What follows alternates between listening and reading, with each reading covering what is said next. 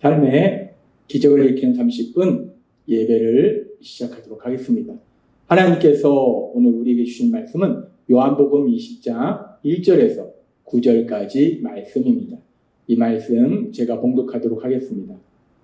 안식 후 첫날 일찍이 아직 어두울 때에 막달라 마리아가 무덤에 와서 돌이 무덤에서 옮겨진 것을 보고 시몬 베드로와 예수께서 사랑하시던 그 다른 제자에게 달려가서 말하되 사람들이 주님을 무덤에서 가져다가 어디 두었는지 우리가 알지 못하겠다 하니 베드로와 그 다른 제자가 나가서 무덤으로 갈새 둘이 같이 다름질하더니 그 다른 제자가 베드로보다 더 빨리 달려가서 먼저 무덤에 이르러 구부려 세마포 놓인 것을 보았으나 들어가지는 아니하였더니 시몬 베드로는 따라와서 무덤에 들어가 보니 세마포가 놓였고 또 머리를 쌌던 수건은 세마포와 함께 놓이지 않고 딴 곳에 쌌던 대로 놓여 있더라. 그때야 무덤에 먼저 갔던 그 다른 제자도 들어가 보고 믿더라. 그들은 성경에 그가 죽은 자 가운데서 다시 살아나야 하리라 하신 말씀을 아직 알지 못하더라. 아멘. 오늘도 이 시간 우리 사랑하신 하나님 우리에게 말씀하실 때 하나님의 말씀을 듣기 전에 잠시 기도하는 시간 갖도록 하겠습니다. 좋으신 하나님 언제나 저희를 사랑하시고 저희와 함께 하시고 저희 삶 속에 능력으로 역사하시니 감사합니다. 하나님 아버지 오늘도 하나님이 저희에게 말씀하실 때 그 말씀을 통해서 하나님이 언제나 저희와 함께 하심을 기억하게 하시고 어리석고 미련한 저희를 한없이 사랑하심을 기억하게 하셔서 우리가 이 땅을 살아가는 동안 담대히 이 땅을 살아가게 하시고 하나님의 크신 영광을 나타내는 저희 모두가 될 수 있도록 은혜 베풀어 주옵소서. 예수님의 이름으로 감사하며 기도드리옵나이다. 아멘. 하나님께서 어제도 우리에게 말씀해 주셨다시피 우리를 죄에서 구원하시기 위해서 이 땅에 오신 예수님 이제 우리를 대신하여 십자가 형벌 대속의 죽으심을 맞이하시고 이제 예수님이 십자가 죽으신 이후에 이제 안식일 날 그 안식일이 되었을 때 막달라 마리아 예수님을 통해서 새 사람이 되었고 예수님을 통해서 새로운 인생을 살게 됐던 그 막달라 마리아가 그 예수님의 시체가 있는 무덤에 가요. 그래서 막달라 마리아가 예수님의 시체가 있는 무덤에 갔는데 근데 그 예수님의 무덤에 예수님의 시체가 없는 거예요. 그래서 막달라 마리아가 제자들에게 가서 얘기합니다. 예수님의 시체가 없다. 분명히 안식일 전에 예수님의 시체를 그 굴에 그 무덤에 안치했는데 예수님의 시체가 보이지 않는다. 누군가 예수님의 시체를 훔쳐간 것 같다. 라고 얘기해요. 그러니까 계속해서 요한복음 20장 3절부터 이렇게 말씀합니다. 베드로와 그 다른 제자가 나가서 무덤으로 갈새. 여기서 그 다른 제자는 누군가? 성경학자들은 이 요한복음을 기록한 사도 요한이다라고 얘기해요. 베드로하고 요한, 그 베드로와 요한이 막달라 마리아의 이야기를 듣고 아니 도대체 뭔 소리냐? 예수님을 분명히 그 무덤에 모셨는데 예수님의 시체가 없다니 말이 안 되지 않는가? 라고 해서 지금 베드로와 요한이 급하게 일어나서 예수님의 무덤으로 달려가요. 둘이 다름질하더니 그 다른 제자가 즉 사도 요한이 베드로보다 더 빨리 달려와서 먼저 무덤에 이르러 사도 요한이 더 먼저 예수님의 그 무덤에 도착했어요. 근데 사도 요한은 예수님의 무덤에 도착해서 예수님의 무덤 속으로 들어가질 않았어요. 지금 보니까 구부려 세마포 놓인 것을 보았으나 들어가지는 아니하였더니 사도 요한이 먼저 예수님의 무덤에 베드로보다 먼저 도착했지만 그 무덤 속에 들어가지 않고 이렇게 본 거예요. 무덤을 본 거예요. 그러니까 이제 베드로가 드디어 도착했어요. 시몬 베드로는 따라와서 무덤에 들어가 보니 세마포가 놓였고 또 머리를 쌌던 수건은 세마포와 함께 놓이지 않고 딴 곳에 쌌던 대로 놓여있더라. 베드로가 예수님의 무덤에 사도 요한보다 늦게 오긴 했지만 사도 요한은 일단 무덤에 들어가지 않고 밖에서 무덤 안을 이렇게 살펴봤어요. 그럴 때 베드로는 도착하자마자 바로 예수님의 무덤으로 들어갑니다. 바로 예수님의 무덤으로 들어가요. 들어가서 봅니다. 보니까 지금 세마포가 놓여있고 또 머리를 쌌던 수건은 세마포와 함께 놓이지 않고 딴 곳에 쌓던 대로 놓여있더라 라고 말씀해요. 그리고 이 상황 속에서 지금 계속해서 요한복음 20장 8절은 이렇게 말씀합니다. 그때에야 무덤에 먼저 갔던 그 다른 제자도 들어가 보고 믿더라. 이제 베드로가 먼저 예수님이 무덤에 들어가서 그 상황을 살펴본 이후에 그 이후에 이제 사도 요한이 그 무덤에 들어가요. 그래서 사도 요한이 무덤에 들어가고 지금 보니까 보고 믿더라 라고 말씀합니다. 이 사도 요한이 지금 예수님의 빈 무덤을 보고 믿었어요. 그렇다면 사도 요한이 지금 예수님의 빈 무덤을 보고 믿은 것은 무엇을 믿은 것인가?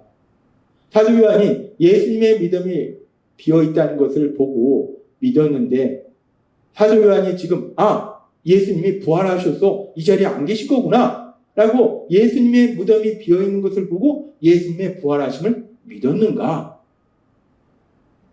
아니더라는 겁니다. 요한복음 20장 9절은 이렇게 말씀합니다. 그들은 성경에 그가 죽은 자 가운데서 다시 살아나야 하신 말씀을 아직 알지 못하더라. 사도 요한이 예수님의 무덤에 들어가서 보니까 예수님의 시체가 없는 거예요.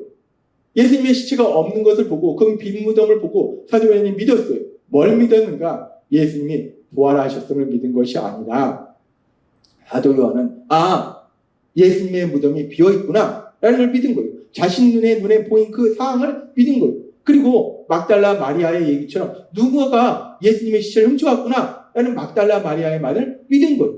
근데 지금 사도 요한이 그렇게 자신의 눈에 보이는 거 그리고 자신이 들은 것을 믿었을 때 이거는 사도 요한에게 너무나 큰 슬픔이고 절망이라는 거예요.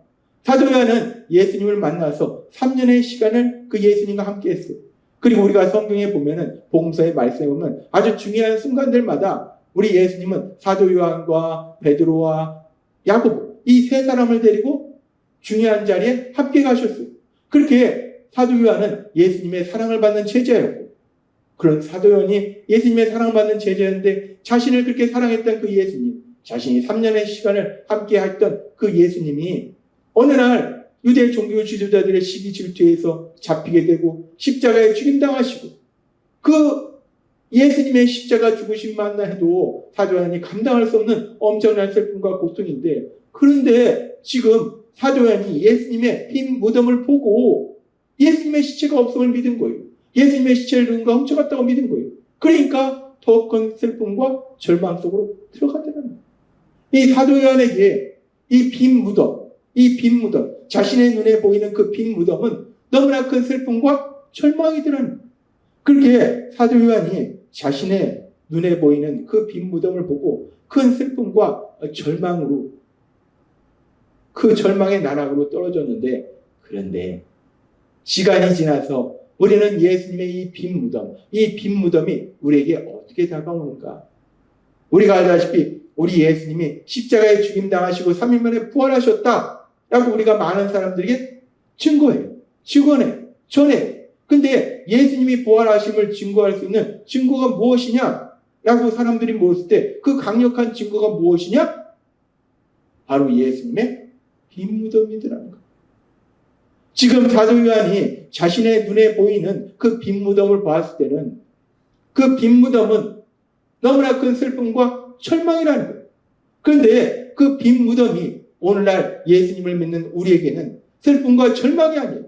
그 빈 무덤은 슬픔과 절망이 아니라 너무나 놀라운 기적이요. 너무나 놀라운 기쁨의 그런 빈 무덤이라는 거예요. 왜? 예수님의 무덤이 비어있다는 것은 예수님이 십자가에서 부활하셨다는 명확한 증거가 된다는 거예요. 그렇습니다. 우리는 이 상황을 보면서 예수님의 빈 무덤, 그 빈 무덤을 육체의 눈으로 보았던 그 사도 요한에게는 그 빈 무덤이 너무나 큰 슬픔과 절망이었는데 그런데 이 빈 무덤을 육체의 눈으로 보는 것이 아니라 이제 성령님의 역사하심을 해서 하나님의 말씀을 통해서 믿음을 통해서 이 빈 무덤을 볼 때는 이 빈 무덤은 슬픔과 절망이 아니라 놀라운 하나님의 행하신 기적이요 놀라운 기쁨의 그런 장소가 되더라는 것. 하나님은 우리에게 말씀하십니다. 고린도전서 2장 9절의 말씀. 기록된 바 하나님이 자기를 사랑하는 자들 위하여 예비하신 모든 것은 눈으로 보지 못하고 귀로 듣지 못하고 사람의 마음으로 생각하지도 못하였다는가 같습니다. 아멘. 하나님은 우리에게 엄청난 놀라운 영적 진리를 말씀하시는데, 이 땅을 창조하신 하나님, 이 땅을 다스리신 하나님, 우리를 사랑하사 독생자 예수님 십자가 보혈에 내어주신 그 하나님, 그래서 우리를 죄에서 구원하시고 우리를 하나님의 아들이다, 딸이다 라고 말씀하신 그 하나님이 우리를 사랑하셨어. 우리 위해서 예비하신 그 놀라운 역사는 우리 눈으로 보지 못한다는, 우리 귀로 듣지 못한다는, 우리 마음으로 생각하지도 못한다는, 예수님의 그 빈 무덤, 그 빈 무덤은 하나님의 놀라운 역사하신 그 은혜의 상징인데, 근데 육체의 눈으로 보면 그 빈 무덤이 그저 슬픔이고 절망이라는 거예요.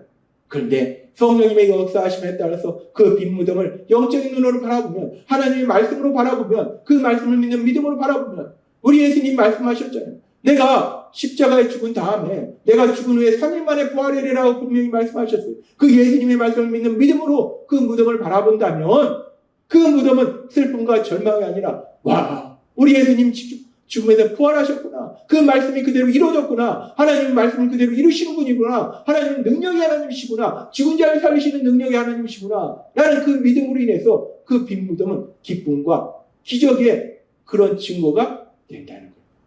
그렇습니다.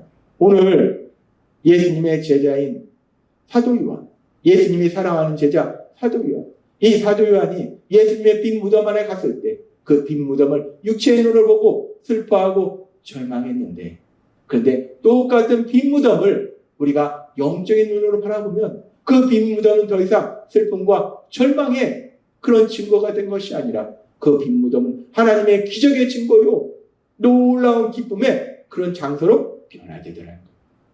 따라서 우리가 세상을 살아갈 때 우리가 어떻게 세상을 살아가는가? 단순히 우리의 육체의 눈으로 보는 거, 육체의 눈으로 보는 것은 하나님이 예비하신 그 놀라운 은혜를 볼 수 없기에 슬퍼하고 절망할 수 있다는 거예요. 그런데 우리가 육체의 눈으로 보는 것이 아니라 우리 안에 계신 성령님의 도우심으로 믿음의 눈으로 바라보고, 특별히 하나님께서 우리에게 주신 그 말씀을 믿는 믿음으로 그 모든 것을 바라볼 때 우리 육체의 눈으로 볼 수 없었던 하나님의 그 놀라우신 은혜, 우리를 사랑하사 우리에서 예비하신 그 놀라운 은혜가 우리 눈에 보이고, 그로 인해서 그 어떤 상황 속에서도 슬퍼하거나 절망하지 않고 담대히 나아가서 하나님이 예비하신 그 놀라운 역사를 체험하는 그런 귀한 삶을 살게 될 걸 믿습니다.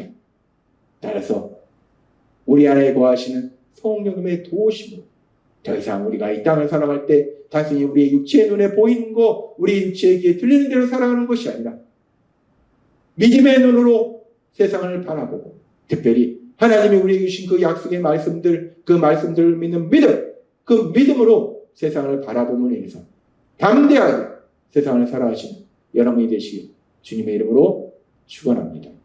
기도하겠습니다. 하나님 아버지 감사합니다. 오늘도 주신 말씀처럼 육체의 눈으로 세상을 보는 것이 아니라 성령의 도우심으로 믿음의 눈으로, 특별히 하나님께서 우리에게 주신 그 말씀을 믿는 믿음, 그 믿음으로 세상을 바라보며 담대히 세상 속에 살아가는 저희가 될 수 있도록 은혜 베풀어 주옵소서. 예수님의 이름으로 감사하며 기도드리옵나이다. 아멘. 이 시간도 우리 사랑하시는 하나님, 그 하나님이신 말씀을 묵상하면서 조용히 기도하는 시간 갖도록 하겠습니다.